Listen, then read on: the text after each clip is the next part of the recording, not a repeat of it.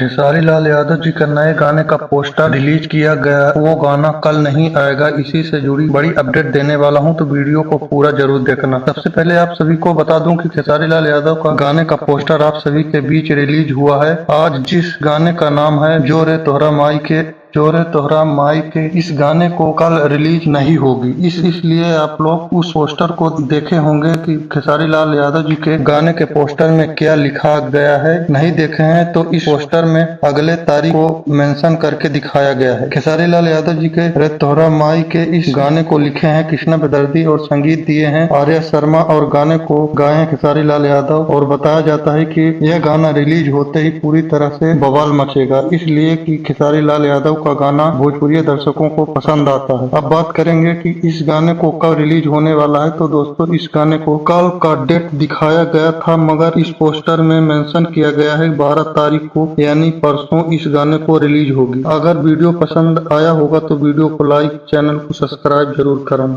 धन्यवाद।